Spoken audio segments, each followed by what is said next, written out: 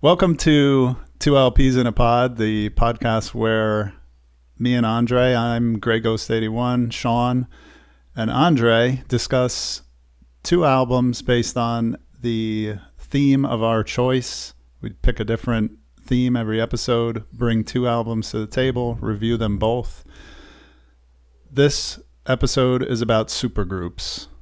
There you go. Thank you. I eventually found my footing there. So how's it going, dude? I'm doing well. We're for the viewers, we are doing a little bit of a janky setup where I'm on my phone, on a call with Shawn, and he has a second laptop, in an interesting angle as well. So we're doing the best we can here to at least interact with each other and hopefully bring a better product. But yes, I'm doing well. Always, listening to music and consuming music and discovering music and using this show as a vessel to help do that. I'm interested to hear if you have any follow-ups from our last episodes. And you mentioned supergroups, right? That's the topic today. Yeah.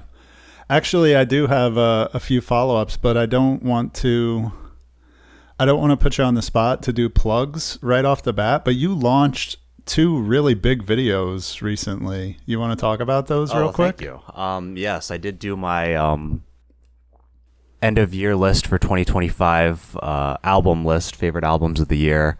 Yeah. That's, just a video I always look forward to doing.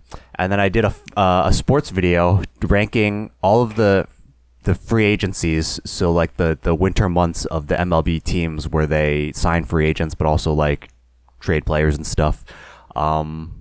Yeah, big baseball nerd. Shawn, you used to be a baseball nerd as well, so I used to, but I'm not really. And it's funny that you put out two videos like that where one is, I would say, timeless. Like you can go back to an album of the year list to pull recommendations anytime, but that baseball video has a pretty short shelf life, right? Like, yeah, that's how like sports media kind of is, but yeah, exactly. I just felt like doing one. So I will tell you, I watched the album of the year list with my full undivided attention. With the baseball video, since I'm not quite as interested in baseball, I put it on and left the room so it would play through and you would get a full view with full retention. That's incredible support in a bit of a roundabout way. Yeah, what are friends for? But as far as a video goes, that baseball one was great too, from what I could tell. I'm just not into the subject matter. So, well, thank you. Job. I appreciate the support. If you're watching or listening, check out Shawn's channel as well. He uploads way more consistently than me, so he's got that going on. Oh, thank you. Yes, I do movie reviews, and I upload short movie review videos once a week. So that's what I do. All right, let's get to. I do have a follow-up from a previous episode where we covered. What was the concept? You just said it. No. Of the previous episode that I'm following up to. What was the one? Yeah, you just said it. Concept. Or was you're following up to a previous episode? That's funny because that's exactly like how did you know that though? How did you guess? I haven't even held up or told you. That's the last episode we recorded. So I thought that's what you meant. I see. Okay. Well, to me, follow-ups could be any episode. Sure, yeah. So when I finally pick up a physical copy of Willis Allen Ramsey, I'm going to show it, even though that was like our second episode. But you are right. This is from our previous episode, Concept Albums, where I talked about The Streets, A Grand Don't Come for Free. And it's funny because I really love that album. Andre, you liked it, but you weren't as high on it as I was. So I wanted to listen to more of Mike Skinner's work. So I got this CD, which is The Streets, The Hardest Way to Make an Easy Living. And I bought this from, I'm going to show it to my real camera for a second so the viewers can see. Yeah, that's fair. I bought this from a website called Dark Side Records, which is an actual record store in upstate New York somewhere. Okay. This was supposed to be used, but it came new and sealed, and it even has this cool hype sticker on it. So I may actually leave it sealed because, interestingly enough, I listened to it digitally and I didn't really vibe with it. So now when we covered A Grand Don't Come for Free, I thought, how could Andre not be super into this? But then listening to the album that came right after that, I can understand why, because it just didn't hit the same way. Like, I like it.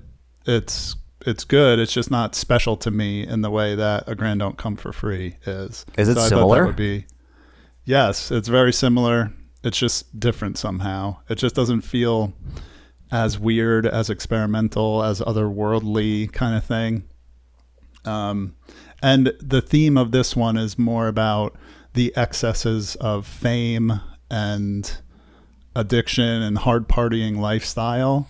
Whereas Grand Don't Come for Free, it's kind of this everyman story. So I probably could relate to it a little bit more. So. Okay. Yeah, I haven't revisited the streets.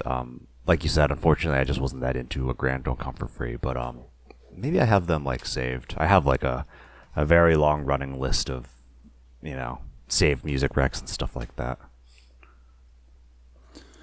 Nice. How about you? You got any follow-ups? Have you checked anything out that we've talked about in previous episodes? Yes, I do have a couple follow-ups, both just from the last episode. I try to restrain myself to that because if we tried to follow up on every episode we've done at this point, which is like 10, we're going to be all over the place. Oh, no, that's fine. But I'm telling you, like, I'll take a random follow-up, man. Like, yeah, if you, I'm happy that you feel that way. I'll keep that in mind.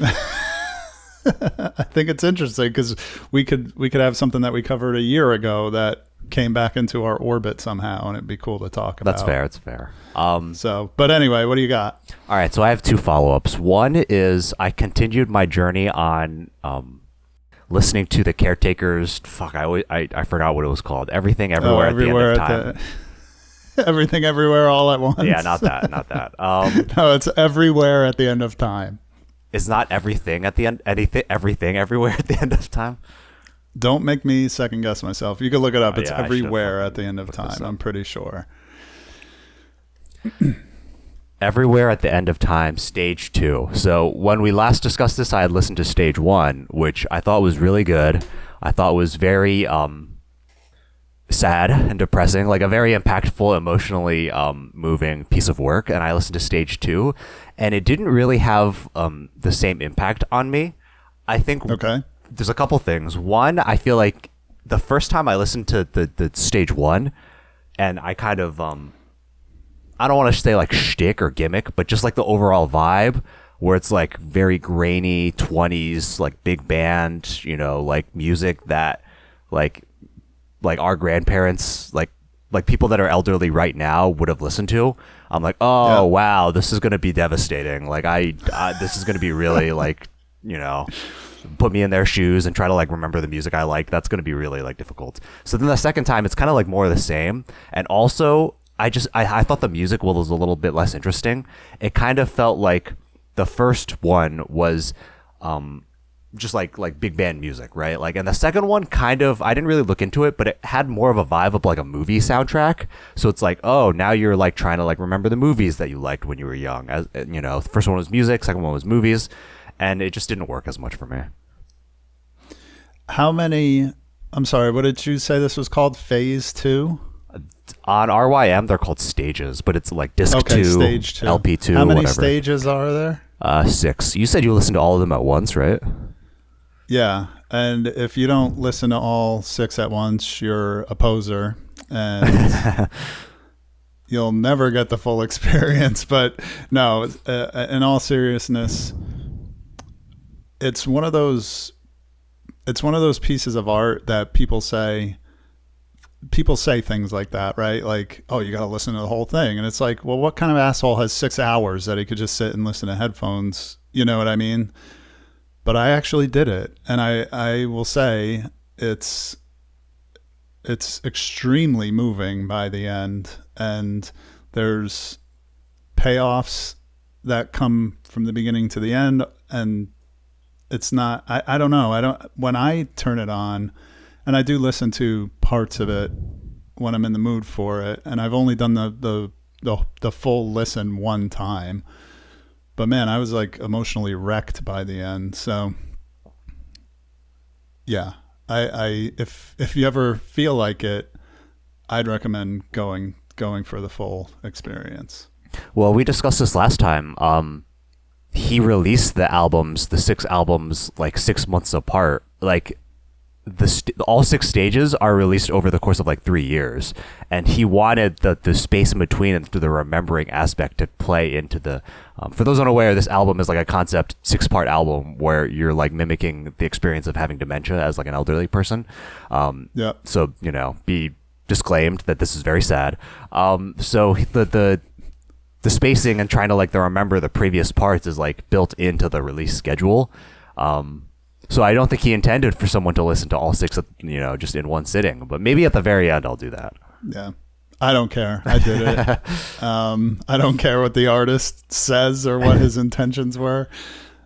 I got a lot out of listening to the whole thing at once. That's what matters. It had an impact on you. But you just put something on my plate that I would be interested to try, which is to listen to the stages maybe a couple weeks apart from each other and see what that experience is like. Yeah. Because I really enjoy this kind of interactive listening, right? It's not just passive. It makes you think about what's going on with the music and what kind of effect it has on you. There's not very many pieces of music that can do that, Yeah, I mean, that's what we're all about, thinking or just like listening to music and like thinking about it critically and just like I know some of my friends are like, oh, like you review music. I'm like, I don't really want to be like a music reviewer. Just like promote discovering music and like going into music with an open mind and like thinking about how it makes you feel. And sometimes you like some pieces of music more than others, but like I don't want to like promote like being gatekeepy or like poo-pooing other people's fun. Just like find what kind of music connects with you and why and stuff. I like that. That's why I did a dance remix of all 6 hours of Everywhere at the end of that time. Would be maybe a little bit sacrilegious. Oh man, no, I try to approach my movie quote unquote reviews the same way on my channel. I'm just watching cool movies and telling people about them. That's my mission. So sorry, to sidetrack. I checked your Letterboxd because we follow each other on Letterboxd like a week ago or something. And you had not yet watched Dragons Forever. So have you watched Dragons Forever yet? Oh man, I should have put that on my desk before we started because I bought that special edition Blu-ray on your recommendation. I could have shown it here. However, I haven't watched it yet. Okay, no worries.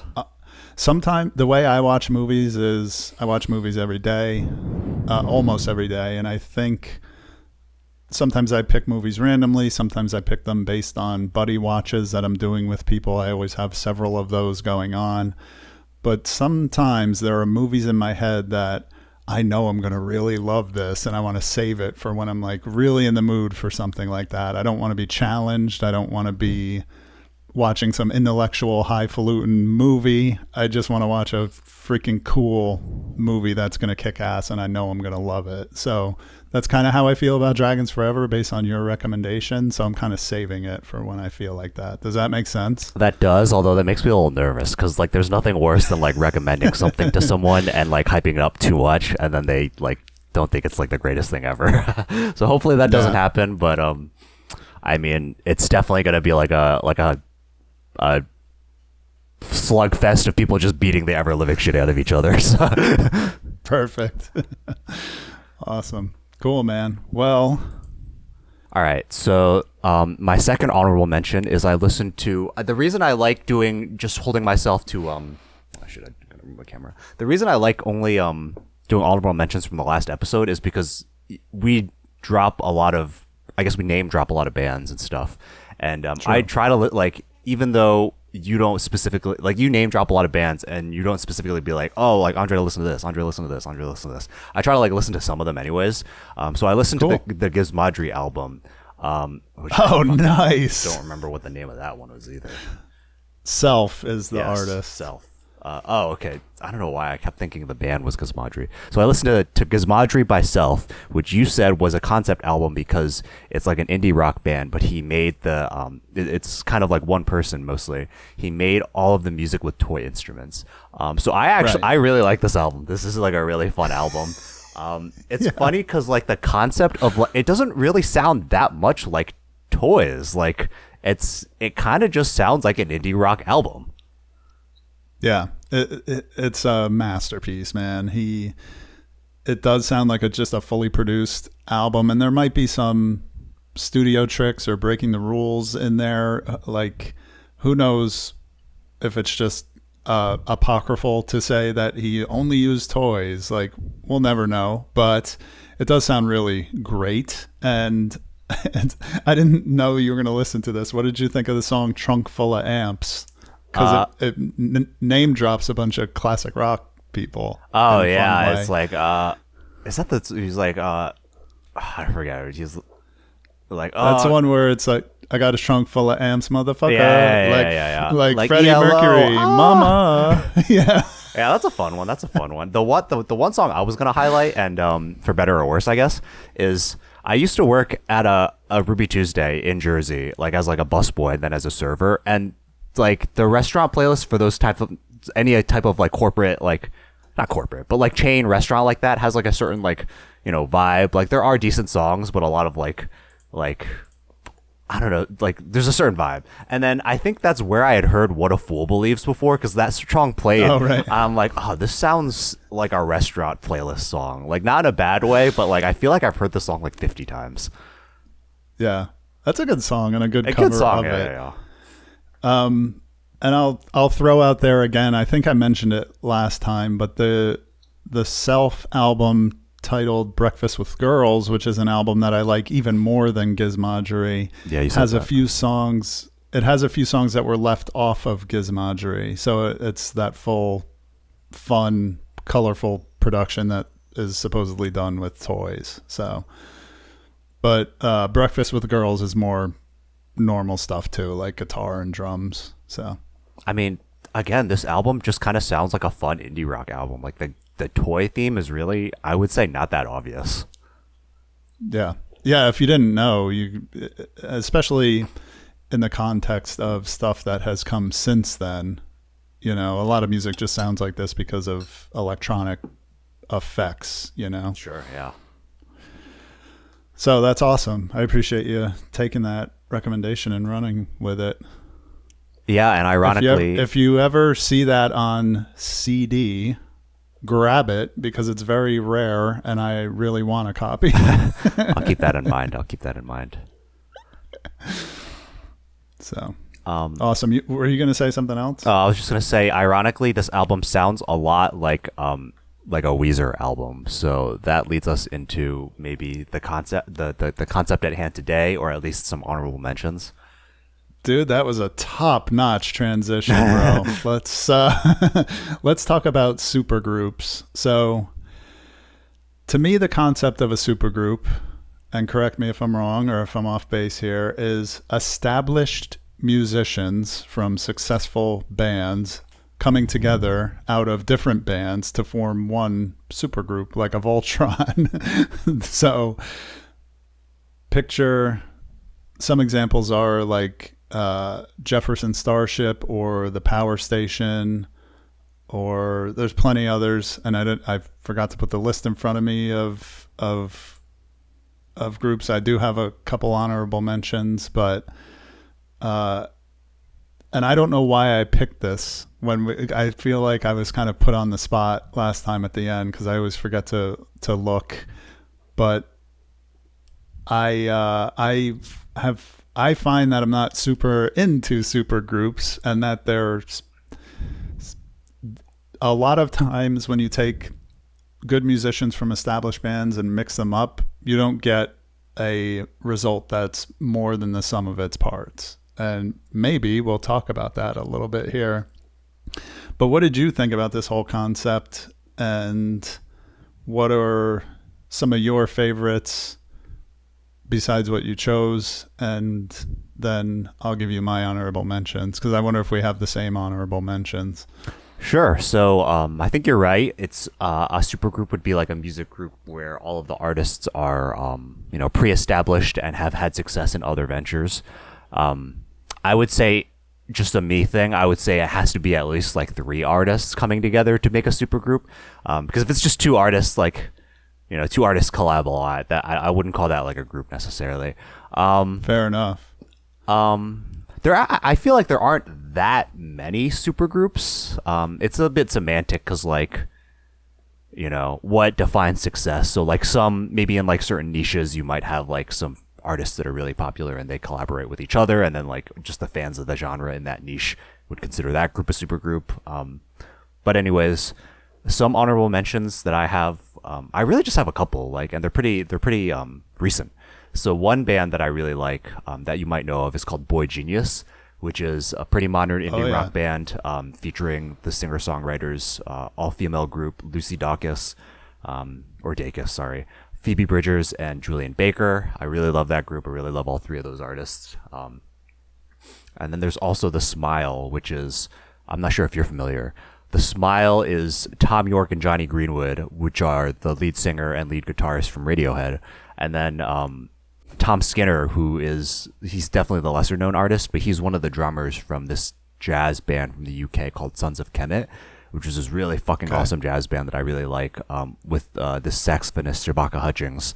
And then, so the band was saxophone, like I think tuba or French horn, and then two drummers, which is just like an awesome combo, like an awesome live group. So those would be my honorable mentions. And then one more is like, because this is probably like maybe the most famous, is Traveling Wilburys, but I've never actually listened to them. Because that's a great one. I wasn't even thinking of them. Oh, really? Okay. But I haven't listened to them, so I'm kind of like, I'm a poser. But they have Bob Dylan, George Harrison, Jeff Lynne, who is, speaking of, trunk full of amps, they have Jeff Lynne, who's the co-founder and only consistent member of ELO, Electric Light Orchestra, Tom Petty, and then Roy Orbison, who I'm not super familiar with. Yeah, Traveling Wilburys were a huge deal, and they might go counter to my argument because they were good. They were actually great. I don't like. This seems like such an obvious band I should have listened to, but I just never gotten around to them. Yeah, it's very radio friendly. It's not gonna. I don't think it'll blow you away from like, wow, this is so like esoteric and out there. Okay. Like it's just very radio friendly pop rock, but it was good. And I may be talking from nostalgia because we were a huge Tom Petty household when I was growing up, and this is like, oh, this thing that Tom Petty's in looks awesome. It's got all these other classic dudes in it. So, but I think it's good. All right. So I'm glad you brought it up, man. I totally forgot that might be, not that I would have picked them for this episode, but that should have been one of my honorable mentions. All good. But that's all I have. What about you? So my honorable mentions, I mentioned the Power Station a minute ago, which is Robert Palmer and some of the guys from Duran Duran. Okay, I've never heard of this. And yeah, I listened to this album thinking I might pick it, but they have one hit called Some Like It Hot, and that song is great, but the album as a whole didn't really do that much for me, even though I really love Robert Palmer. I like all of his albums, so that was interesting. And then some people won't agree with me, but Fugazi in a certain sense can be considered a supergroup where all of the members came together out of other locally successful bands from Washington, D.C., and they have their own histories with, legendary bands like Guy Picciotto from Rites of Spring, and Ian MacKaye was in Minor Threat, and the other guys I don't remember off the top of my head what their projects were before Fugazi, but you get where I'm going with that. And then the other one is Wu-Tang Clan. Yes. Do you consider Wu-Tang Clan a supergroup? So this was a thing I was going to touch on as well. Hip hop bosses, for some reason, I think maybe because each member has, they have their spotlight. They like take the mic on their own. So like each member has more of like a distinct personality, or at least like a you know, like when it's a band, the bassist and the drummer and the guitarist, if he's not like playing some crazy leads, they kind of like go unnoticed. Like the vocalist is the one that gets all the attention. So in a hip hop group, all of the rappers are getting attention. So posses can feel like a supergroup, but at the end of it's still just a band, right? Like they're not pre-establishedly successful. I think another thing that plays into it though is that like a lot of hip hop posses, they break up and then they all go on to do their own thing. And especially Wu-Tang Clan, like a lot of those fucking members did like pretty legendary work afterwards. So it's kind of like looking on at Wu-Tang Clan in hindsight and being like, oh, that was a supergroup. Like, look how fucking awesome all of these individual people are. But they weren't like that until Wu-Tang Clan. I agree. And I think you could say the same, like you said, about many of these kind of collectives, like Odd Future is another that's another example. One I had down. Brockhampton, probably. Yeah, exactly. So that's a great call out. You can call them a supergroup in hindsight, but then you can just call any band a supergroup in hindsight, right? So that's fair if they all go solo. Yeah, so I don't think that really counts. Cool. I like this kind of tinkering with the definitions and being semantic about it. It's fun. Cool. Well, I'll get into my pick. So. And I do have a physical copy of this. This is Return of the Rentals. This is Matt Sharp from Weezer.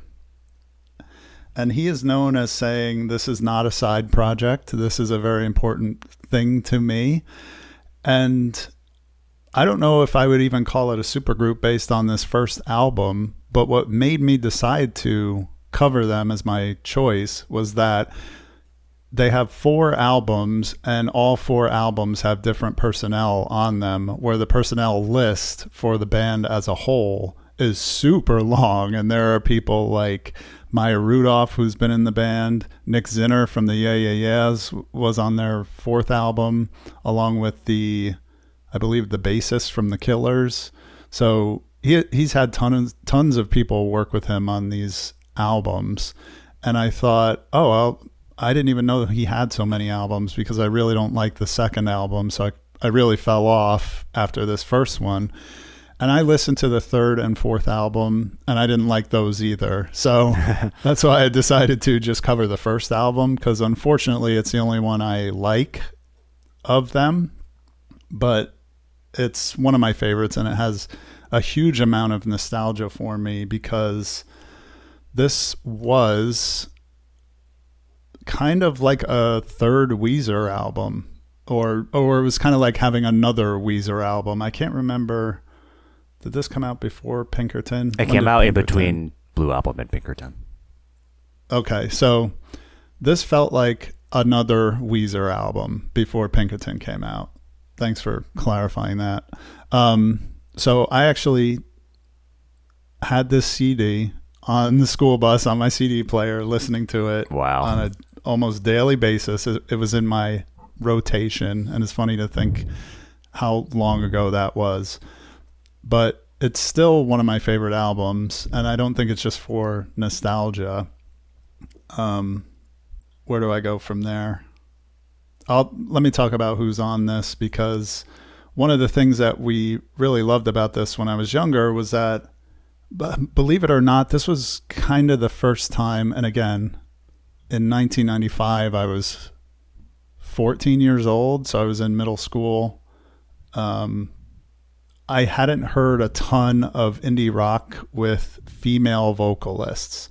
So to hear something that sounded a lot like Weezer with these women singing background was so like mind-blowing at the time that it put like an imprint on me, that I really enjoyed hearing male vocals and female vocals on the same songs, like going forward, to the point where it was a big part of our decision to have Liz join Annoying Customer, because I wanted female vocals to complement my singing. So yeah, this album had a huge impression on me. So we have Matt Sharp, who was the original bassist from Weezer. He sings, plays bass, and plays some keyboard. We have Sherry Lynn Westrich, who played keyboard and sang. She was in a group called Supersport 2000. She also has a very interesting history after this where Dude, yeah, I'm aware.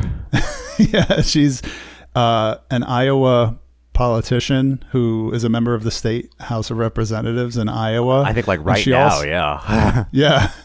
And she also owns she's into like car auto sports and owns like a clutch company or something. Oh, I didn't know that. Wow, that's random. Yeah, so it's pretty cool. I just followed her on Facebook this morning. It's crazy. Patrick Wilson plays drums. He's a drummer from Weezer. Petra Hayden plays violin and sings, and she was in a group called That Dog. She was in a bunch of other stuff, but this also got me into the band That Dog, which they're great as well. Rod Cervera plays guitar. He was in Supersport 2000 as well. And then Tom Grimley was in a band called Recess with Petra Hayden. He plays keyboard, and he also ran the studio and engineered this. He produced this album with Matt Sharp. So Matt Sharp didn't want this to be called a side project, but I don't think at this point in their history you could really say, wow, the Rentals are this super group that came out. I think it's more like scraping people together and forming this new band. Because nobody's ever heard of Supersport 2000. That Dog is a little bit more popular, especially in like the Weezer circles. They're a very Weezer adjacent band, but like these bands are not household names. So to call them a supergroup is a little bit of a stretch. But again, when I saw that Nick Zinner was in the Rentals, I was like, okay, they qualify. You know what I mean? So I'm choosing them as a supergroup on a technicality. So this is a kind of a new wave throwback, and I've said keyboards a bunch of time, but specifically the Moog synthesizer is the keyboard used on this. It has a very distinct sound, and I remember an MTV News like promo when this first came out that showed a little bit of the Friends of P music video, which is like this cool Soviet style video. I don't know if you watched it. No, I haven't seen that, but I know that's like a popular single from the album. Yeah, it's cool. But I remember this MTV News clip that said, Moog is back in vogue with the Rentals. And I was like, oh, this looks cool. And isn't that the guy from Weezer? So you recognized him? That's funny. Yeah, that's like part of how I found out about them. So yeah, I've been talking a lot. I want to throw it to you, but I will say I obviously have a huge nostalgia, rose-colored glasses for this album, and it was only like the last time I listened to it yesterday where I thought, okay, what does Andre think about this album? And I tried to put my Andre shoes on.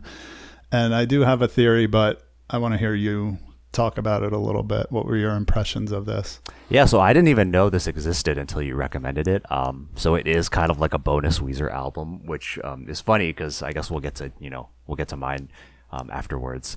But just to touch on a couple things you addressed, I don't want to make the whole thing about Weezer because it's a different band, but I would say that this can't qualify as a Matt Sharp side project because he actually leaves the band. I don't know if he leaves after Pinkerton. He leaves around this time.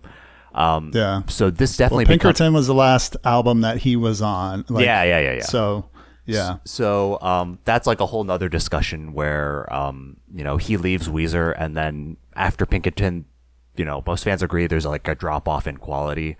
Amen. I agree to an extent. Like I think they have great albums. Like they eventually rebound, but they definitely. It takes them a while to do that. Let's say that. But anyways, this is Matt Sharp's band. It's like his, dedicated project. It sounds like a Weezer project, which is funny. It sounds like a Weezer project with, Moog and female vocals. Yeah, I don't know why. Like, I also enjoy bands that have both male and female vocals, especially. I like it when they kind of like switch on and off. on this project, it feels like Matt Sharp is meant to be the primary singer, but in a lot of ways, he gets outshined by, I guess Petra is the one doing most of the female like backing vocals, but I don't know if Sherilyn also does some. But anyways, he like kind of like, it's almost like he takes something about like the way his vocals are mixed. Like he is not as loud as some of the female vocals sometimes when they're both singing. But I do like that mix. Shout out Annoying Customer. That's awesome. I didn't realize that they had that much of an this band had that much of an impact on you. Overall, though, I do, and again, I hate making this about Weezer. I do think this is lacking in some of the things that I really like about Weezer. I think Rivers is a bit more standout as like a lead singer vocalist. Like he has like more memorable performances. He also has like more killer guitar lines. Like those are kind of like the central things I'm missing, because it sounds so much like a Weezer album, but it's missing some of like the iconic Weezer like ingredients, and it has some other things to like counteract that. But for me, I don't think it like, you know, super balances out. That's fair. So sorry to like, you know, poo-poo on something you love so dearly. No, I don't feel like you did at all. And when you were talking about how the female vocals kind of overshadow Matt Sharp's vocals, it is almost apparent right from the get-go, because that first song starts with them kind of coming in like hooting like owls, like hoo, hoo, hoo, hoo. And it's so like big and powerful right in the beginning with those female vocals. Yeah. I remember my first impressions of this was like, whoa, this hits hard. You know, that's interesting. Sorry to interrupt. You mentioned like kind of having your mind blown when you heard this for the first time, because that just wasn't a thing you had heard before, like female vocals on an indie rock project. And when like looking at the reviewers of I read a lot of the reviews of this on RYM and Album of the Year, and a lot of people are like, oh my god, it's so awesome that there's female vocals. Like, oh, it's Weezer with female vocals and with Moog. Like it really seemed to like, I guess you had to be there kind of thing. Like it was like a landmark achievement or something.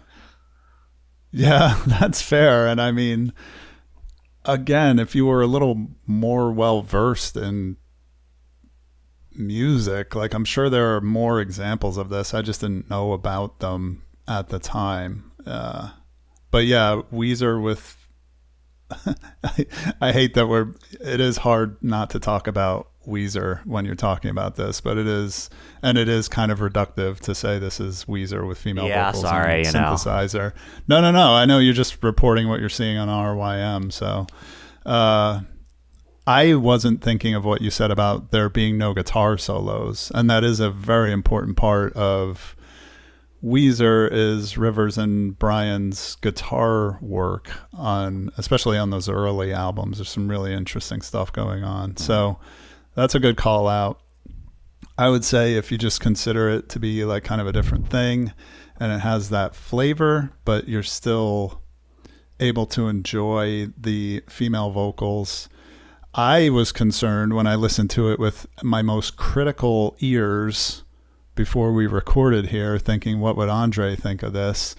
That you might think some of the songs after the first like 3 songs got a little sluggish and slow. And not to say they're boring, but there's a energy in the first 3 tracks, which are The Love I'm Searching For, Waiting, and Friends of P.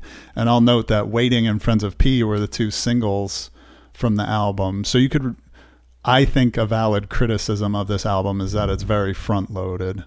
And I thought maybe you would think that. I have listened to the album a few times and that wasn't my takeaway. I just like using that term, like front loaded or back loaded, for albums, because that is like, I guess sometimes that can be true, but mostly it's subjective, right? So I do like those first few songs, and I know that the rest of the album gets a little bit slower, but that's not a problem. And one thing I did want to also shout out is I do like Petra Haden, like her violin contributions. That is a nice touch as well. Yeah, and she plays violin in That Dog as well. So if you like that, that's a big part of That Dog. So check them out. Retreat from the Sun is a masterpiece by That Dog. That's one a of band. my favorite albums. Yeah, did discover that band doing research for this, but I haven't listened to them. Yes, technically, this specific album I don't know qualifies as a supergroup album, but then in the future they do work with Nick Zinner and the drummer from the Killers, so they are a supergroup. So something just popped into my head that I didn't make notes of at all, but I want to talk about the millennial whoop and how I knew about octaves thanks to this album way before the millennial whoop. Are you ready for me to make this connection? Okay. So first off, the millennial whoop, can you explain to the listener what that is for they're not? Yes. So millennial whoop is a technique that was used in a lot of songs in the early 2000s and the 2010s. Kind of after this. Right. Way after this, where it's one octave vocal movement. So I think Katy Perry, I can't remember the exact song, but where she goes, yeah, exactly like that. That's, I think I it's don't know if I'm California hitting Girls. the notes perfectly. California Girls, thank you. And I love that song. I was blanking on it. So that's the millennial whoop, and that is an octave. It's the same note, just she's jumping up from one octave to another. With the Rentals, Friends of P, there's a keyboard line that goes do do do do do do do do do do do, and that do do do do do, that's an octave. So I remember I played this for I hope I'm not just creating this memory like an AI hallucination, but I'm pretty sure I showed this song to somebody or was listening to it when a music teacher heard it or something and said, "Oh, do you know that's an octave? They're just bouncing up and down between the octave of that note." And so that's how I learned what an octave is. Well, that's funny. I'm not a music theory expert by any means. Nah, neither am I. So it's not like I know what I'm talking about, but that's how I kind of know. So when millennial whoop became a thing, and it's funny because millennial whoop is one of these things that people criticize and, oh, this song just has a millennial whoop. And boy, we didn't know how good we had it back then, right? Like we criticized dumbass shit like that. And it's like some of the greatest pop songs that were ever written. Yeah, So I think maybe the there was a time was extremely ubiquitous, so it was just like all over the place. But I think every once in a while, man, you just want something predictable and tried and true. Yeah, exactly. There's also, I have this really funny memory about one of these songs, Brilliant Boy. In the lyrics, I was in a certain point in my life when I was a kid that the lyrics felt like it was about me. And the interesting thing is, so I'm trying to think of the way to explain this. So there was one summer where I went to stay with relatives in Virginia, and I didn't want to stay as long as originally planned. So my parents bought me a train ticket so I could come home. So in that song, he talks about Goodbye Virginia, and he talks about down to train depot. And there's other references to other things that have no relevance to me, but those lyrics in particular made me think like, wow, this is just like me for real. It's just like me for real. That's funny. Yeah, I mean, I could see this kind of this could be a formative. I mean, Weezer for me is pretty formative, so I totally see that. Yeah. So cool, man. Well, I feel like I've beaten this into the ground, especially when this is a huge nostalgia pick and a band that in general I don't really like. I just love this first album. Like it's deep in my heart. It's in my DNA. It has so many like influences on me and how I approach music and the kind of music that I like and all that stuff. So I'm glad you were able to check it out with me, and I'm glad you enjoyed it to the extent that you did.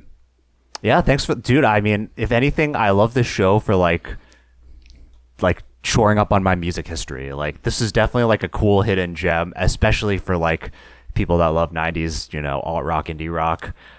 Again, sorry, but like especially for people that love Weezer, like this is a cool like hidden gem as well because it basically is just like a bonus Weezer album. Yeah. So And yeah, I would recommend you and our viewers check out the music videos for Friends of P and Waiting, which are both. I think Friends of P is unique because I was reading that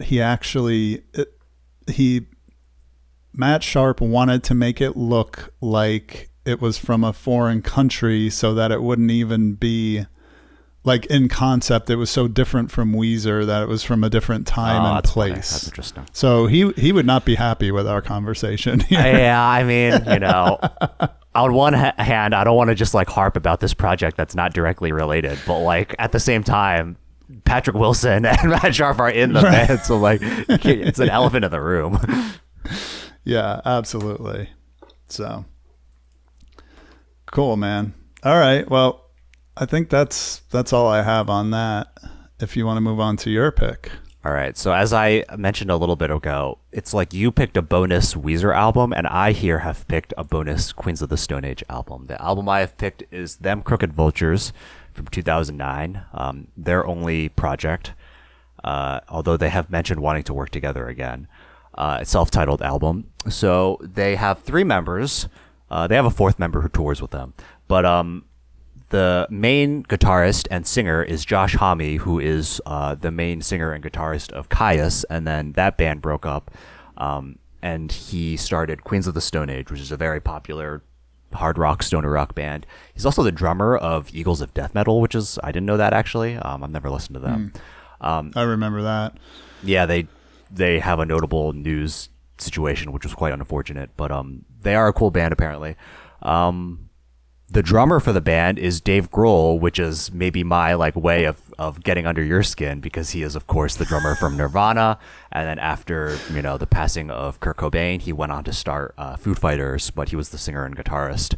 And then the wild card here is they have John Paul Jones, who's like the bassist of Led Zeppelin, who's like 30 years older than them, which is not like a weird thing, but it's like he totally is from a different. Yeah, he makes like hard rock music, and he probably was like influential for these guys, but like he's not. He probably wasn't hanging out in the same scenes with them. Like, so it's just totally like. I think it's fucking awesome that he's in this band. So like those 3 together, I mean that's like a killer supergroup lineup. Like that's fucking awesome. So, do you have anything to add there? No, I wasn't even thinking that you would get me with Dave Grohl because I'm not a huge fan of Dave Grohl like now. Yeah, sure. But definitely like was obsessed with Nirvana when I was a teenager. Around the same time I was listening to The Rentals and Weezer. I was also obsessed with Nirvana. Yeah, exactly. So, and even the Foo Fighters when they first came out, like I really liked the first 2 albums. I saw them live. They have some good projects and songs. Yeah. So, yeah, but I wasn't like, oh yeah, Dave Grohl's on this. I can't wait to hear it. Okay. And also, I think I don't really like Josh Homme, but we can get to that. Well, I know you're not the hugest. I mean, Led Zeppelin is like one of my favorite bands of all time. Led Zeppelin 4 is my favorite album of all time for sure. I know you don't like them as much. We talk about Pink Floyd a lot, and they're kind of like an analogous that you like a little bit more. You do love Nirvana, but not Queens of the Stone Age, it seems. But anyways, so those 3 artists, all established, all had done plenty of work by this time, 2009. So Grohl and Homme had spoken together about wanting to work together, and then apparently Grohl like invited John Paul Jones to like some like they just all hung out one time or something, and then they did like a jam together, and then they recorded this album. So in terms of comparisons, this definitely reads the most like or listens the most like a Queens of the Stone Age album, like a classic Queens of the Stone Age album, like Songs for the Deaf. They have a pretty long discog. I really love some of their albums. Some of them are not as impactful for me, but I love Songs of the Deaf. I love Like Clockwork Angels, I think it's called. What are their new ones? So yeah, like very deserty, very like hard rock, very like jammy, bluesy. So that's where like the connection between Foo Fighters. It's not really like a Nirvana influence. Like maybe the production's like a little bit grungy, but it's definitely more Foo Fighters esque. And then because it's because it's like hard rock, obviously Led Zeppelin ties in perfectly. But there's also like some kind of like, I wouldn't say it's experimental by any stretch, but it is kind of like the songs on here are like, they have that little bit of like extra like, I don't know, like sauce to them. That's like why they're stoner rock. Like there's some weird on the first track. What is the first track? The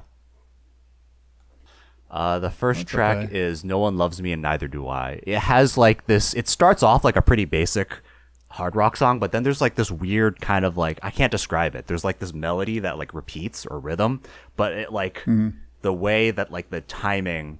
Like rock songs, they're like predictable and you can like hum along to the melody. But like it kind of like does this weird thing where it shifts the rhythm, like so it becomes like a little bit hard to predict. And that's like like a Queens of the Stone Age type. Like it's not like an odd time signature, like it stays the same time signature. But little stuff like that is just makes it like a very interesting album. That is something that like Led Zeppelin did all the way back in the day with Black Dog, where they kind of arguably made the first math rock song ever, if you want to like say it like that. But that's a stretch. But it's a stretch, but I think it's like a funny thing to say. Yeah. But yeah, overall, I could see someone that like isn't crazy about this sound thinking that the album is a little bit tiring, because it is like over an hour. And it is like a lot of the songs are just kind of like this bluesy, like jamming, like longer tracks where they're just kind of like riffing and like doing like weird stuff like here and there. But overall, it's just like a Queens of the Stone Age, like a fun desert rock, jammy, almost like dad rock kind of vibe. Yeah. So this one was kind of a challenge for me, and like I said, I think I'm discovering that I don't like Queens of the Stone Age, and I haven't listened to any of the. Yeah, I haven't listened to any of their albums front to back, but I do remember when "No One Knows" was like a big hit. That's one of their big songs. Yeah, that's from right? Songs of the Deaf. Yeah, it has that kind of. It goes like 4/4 to like 5/4, and then like so it does like a little weird thing like that. And I remember thinking then, and my main thing that impressed me about them Crooked Vultures is how tight it is and how precise everything sounds. Like, if I can credit Josh Homme with anything, it's his guitar work is like a watch, like a wound up watch, just ticking along, and it's not a good watch because the time signatures change, but it's... Well, I mean, in order to be doing that stuff, you definitely have to be like practiced. Oh, absolutely. That's what I'm saying. Yeah. Like, but what that results in to me is more dry and basic songwriting where I don't feel any emotional hooks to any of this stuff. Mm-hmm. And I'll just throw out there, I recently played a video game called Need for Speed Underground 2, and there's a Queens of the Stone Age song on the soundtrack, and it was one of the only songs on the soundtrack that I really didn't like. Oh, wow. What was the song? About, I'll have to look it up, but it was something I was about to disable. Oh, my goodness. All right. Because it was just a very basic, again, like one note on the guitar. Hopefully it comes up real quick. In My Head? It's called In My Head, yeah. I don't remember that song. But yeah, like I could definitely see where this, from Lullabies to Paralyze, that's one of the albums I don't go back to as much. Oh, okay. That's a good title for an album, though. Yeah, they have a lot of albums. It's one of those titles that tells you. Okay. I love when artists tell you the music they're about to give you. Like Songs for the Deaf and Lullabies to Paralyze. That they have to be poking fun at themselves, right? Maybe, I don't know. I think with Songs for the Deaf, that actually is like a loose concept album where it's like there's all these like skits kind of, they're pretty short. You're supposed to be like driving through like the Mojave Desert or something and listening to the radio. That's like what it is. I I don't know. That doesn't really address the album title, but they kind of like say Songs for the Deaf a couple times. Okay. Okay, cool. All right. So back to them Crooked Vultures. I tried with this. I listened to it like 5 times front to back because I would just put it on while I was working. Wow, that's like 5 hours. You definitely gave it a try, yeah. Yeah. So because I didn't want to just poo-poo it because I don't like this style of music. Like I'm not into blues, like boomer revival blues stuff. You know, I'm just not. And also, I would argue, and this is a testament to how good Dave Grohl is, if you didn't tell me this was Dave Grohl, I wouldn't have been able to pick it out. Like, oh, that sounds like Dave Grohl's drumming, which again is good. Like, it's not just signature Dave Grohl. But I couldn't even latch onto that really. My first impression of this with this first song, and Josh Homme just kind of comes on sounding bored, right? He sounds a little stoned, I guess. Yeah, and the first thing you hear of him is he just goes, like, you know what I mean? That's the first vocal on the whole album. Yeah, I guess he's not the most sexy. Well, I don't know, man. I guess it's just like different strokes for different folks, because I think it's pretty cool. Yeah. And I hope nobody takes my word for this, because if you like this kind of shit, you're going to love this album. Yeah, and you're going to love Queens of the Stone Age. But I did ask a couple of friends and coworkers about if they knew this, you know, people who were into music, if they knew about this one. And it was brought up something that I do kind of remember is when this was announced, because of Dave Grohl being in it, like it was exciting. Like, oh, the Queens of the Stone Age guy and Dave Grohl, and they got the guy from Led Zeppelin. This is going to be crazy.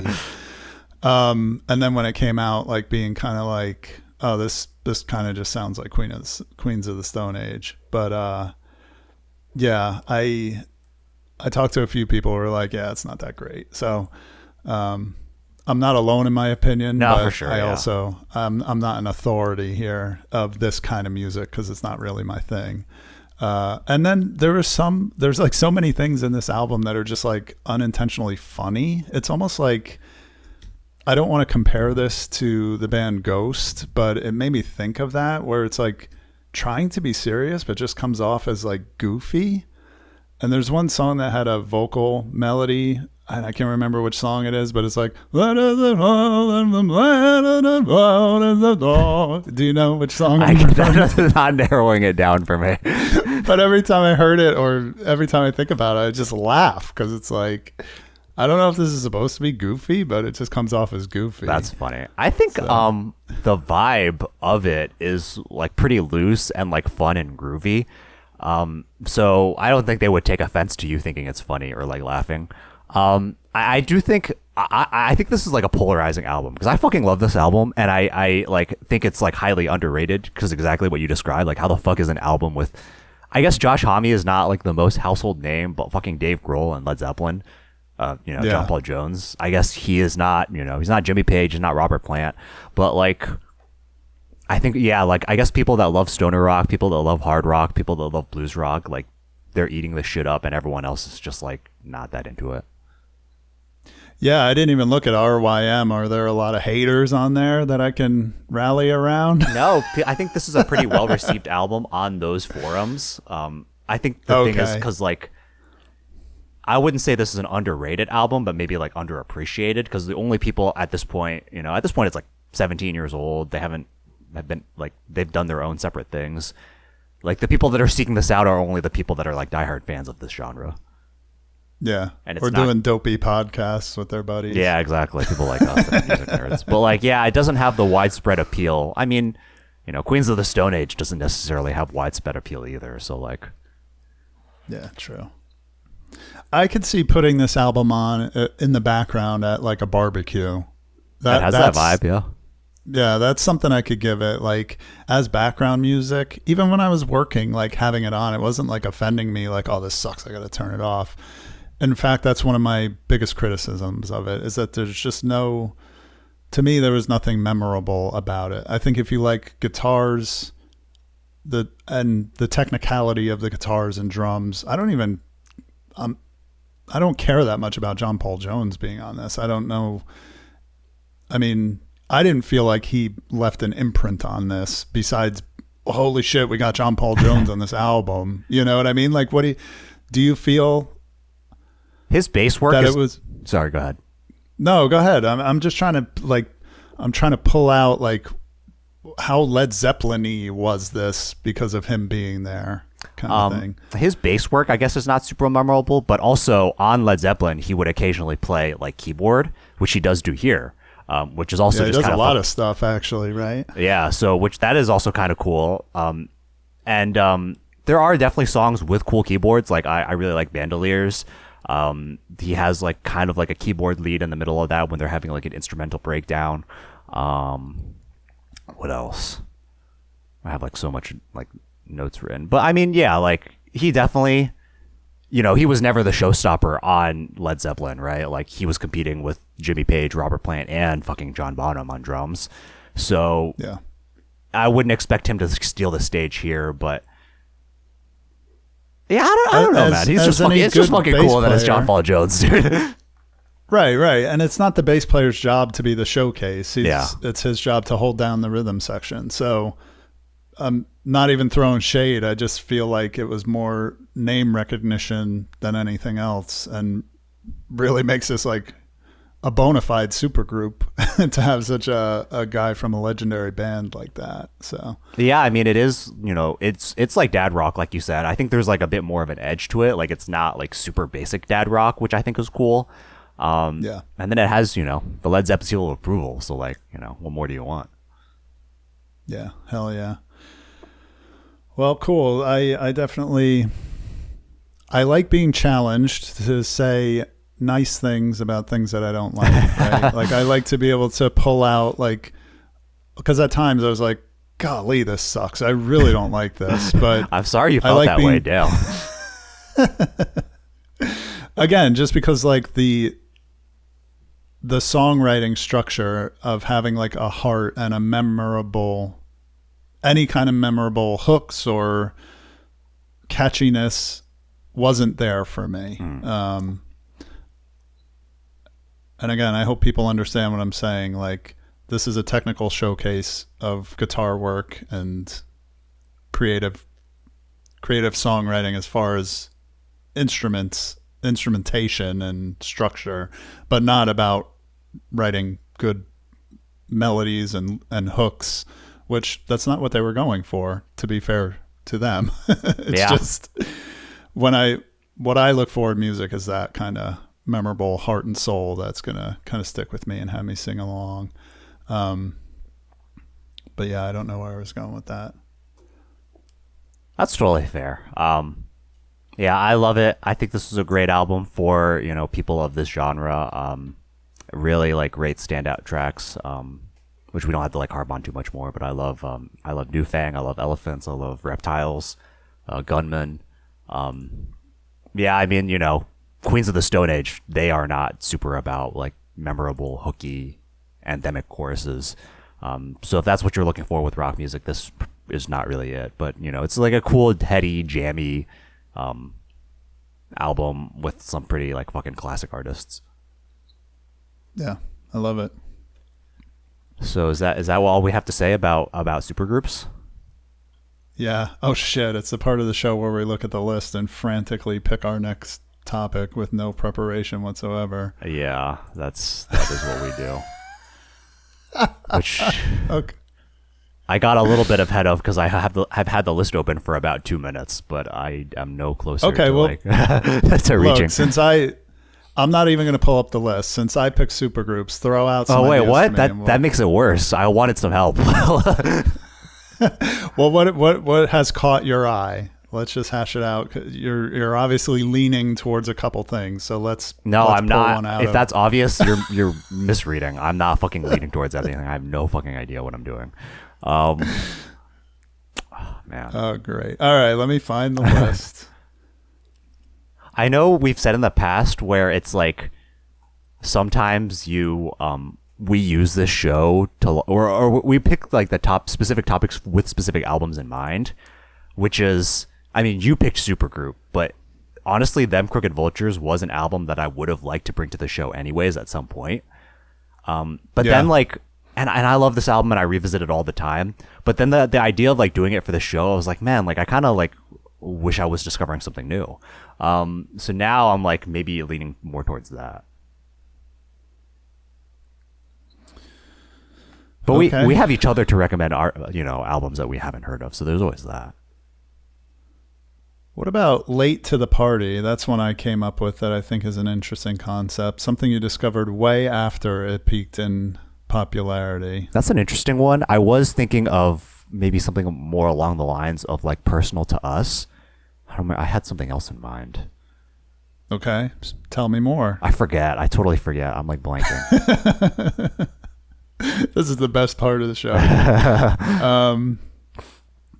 An album you used to love but fell off and haven't listened to in a very long time? I kind of want to keep it positive. Okay. We haven't done double albums yet. Wow, that sounds a little intimidating. We could, maybe. Yeah. Critically hated? Critically overhated? Or fan overhated? Or critically acclaimed?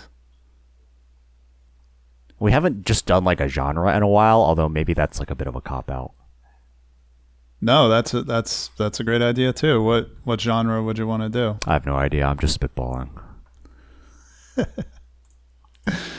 All right. Maybe we're gonna have to cut a lot of this out because I really am like not able to think of. Do you have? I mean, I would let you pick back to back. I don't care that much.